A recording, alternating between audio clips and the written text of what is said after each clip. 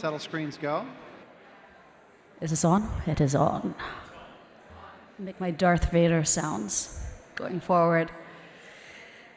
Greetings. What is it that Atul did yesterday? Shh. Let's see if that works.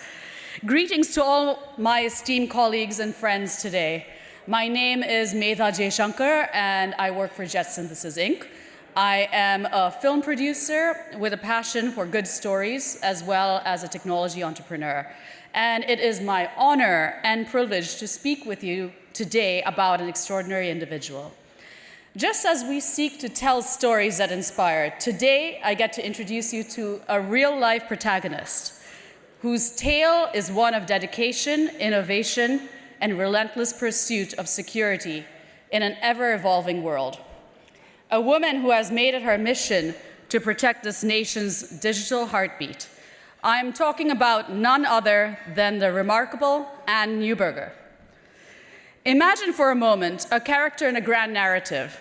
She sits at the heart of our national security as the Deputy Assistant of the President and Deputy National Security Advisor for Cyber and Emerging Technology. This character, like any great hero, has responsibilities that are not just formidable, but critical to this nation's future. And that character is not a work of fiction. She's real. She's Anne. Now, imagine a pivotal scene where she leads cybersecurity at the National Security Council and takes on the challenge of mastering quantum-resistant cryptography, a field as complex and nuanced as it sounds. Just like in a movie, she's trying to crack the code to ensure this nation's safety and security. And that's Anne's reality. In a world that's racing towards an increasingly digital future, Anne's story is a beacon of hope. Her dedication, her spirit of service, and her commitment to pushing boundaries resonate with the heroes we strive to portray on the big screen. Again, with all respect to all the esteemed members in this room, I present to you a hero who lives among us, a stalwart of cybersecurity, and a beacon of dedication and service, Miss Anne Neuberger. Let's take a moment to appreciate her story, her remarkable contributions to this country's national security. As we navigate the plot twists and turns of our modern world, it is heartening to know that we have heroes like Anne leading the way. I can't wait to see what comes next in this film. Ladies and gentlemen, Miss Anne Neuberger.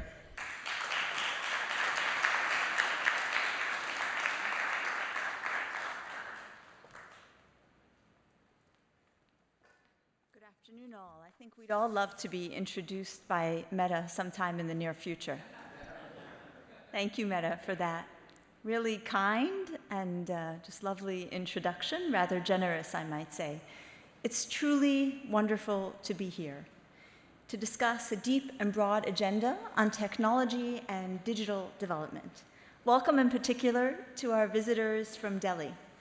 It's wonderful to have you here, and we hope you've had a series of fruitful exchanges.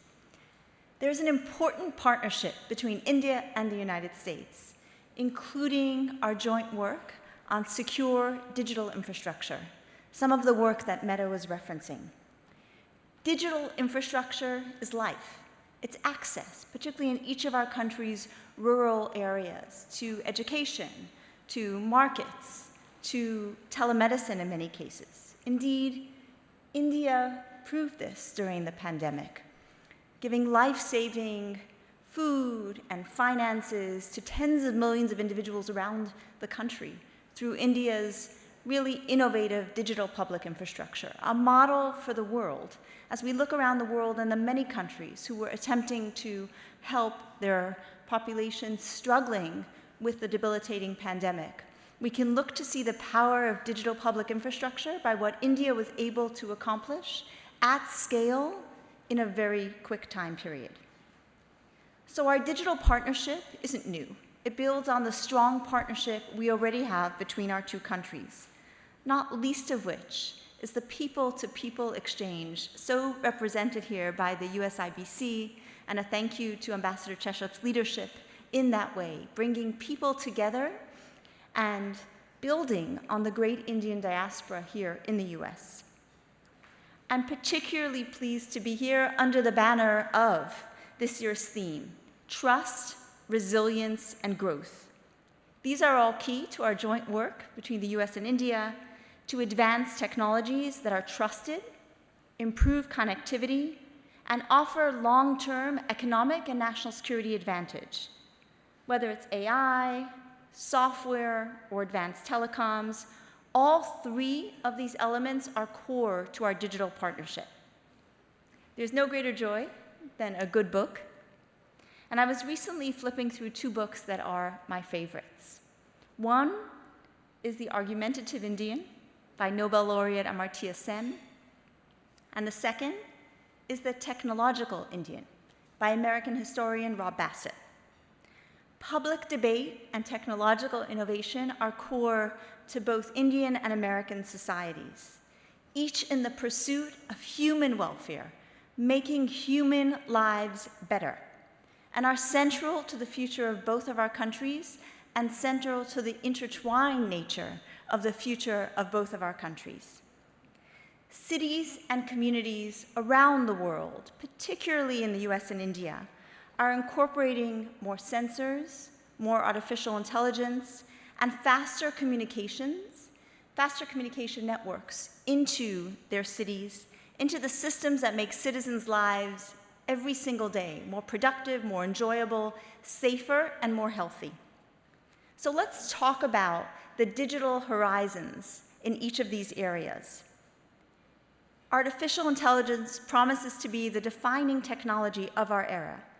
We need to harness it for the betterment of our society, so our societies thrive and don't just survive the societal impact we know we will face. I'm especially intrigued, for example, by the multilingual capabilities of large language models and the promise it offers a country as diverse linguistically as India. So as like-minded countries, we need to work together to figure out how to drive AI innovation in a responsible way. And we will all benefit if we can do so together, with our respective resources in data, compute, algorithms, and most importantly, people. But we must ensure as we do so that these systems are secure.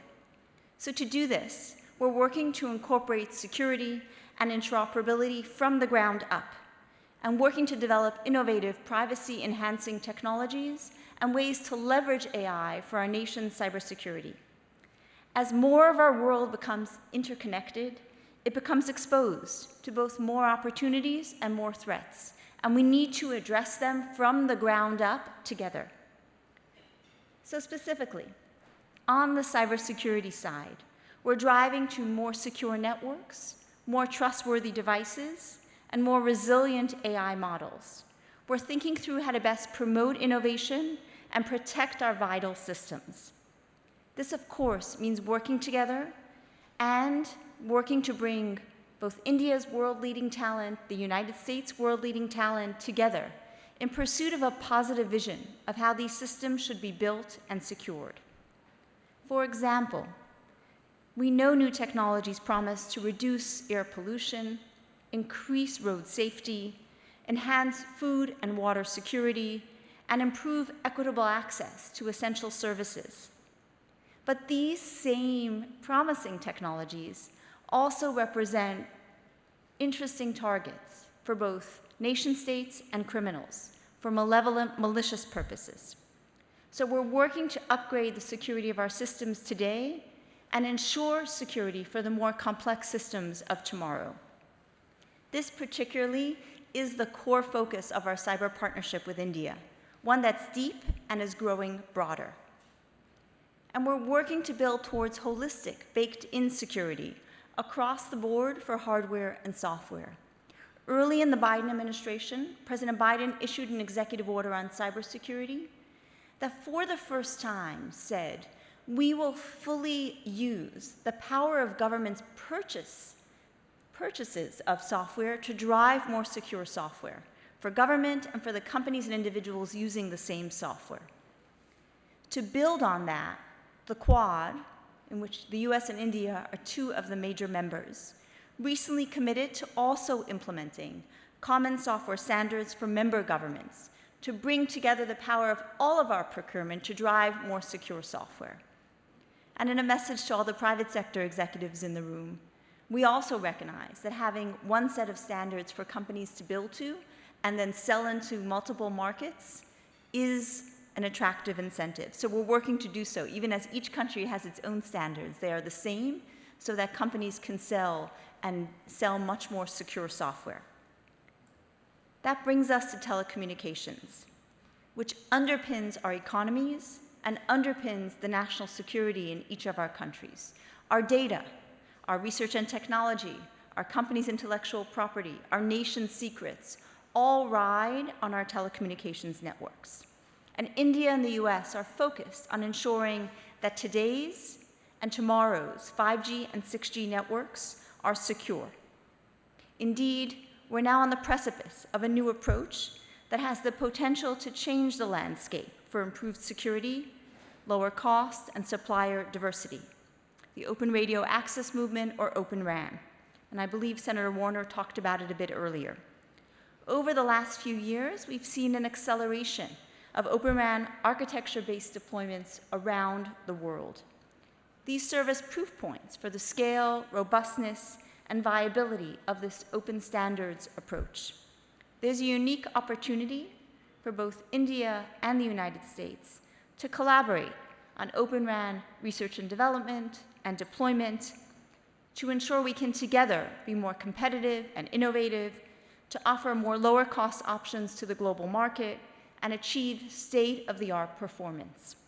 Indeed, this is something we are working towards already and look forward to delivering concrete outcomes in the near future.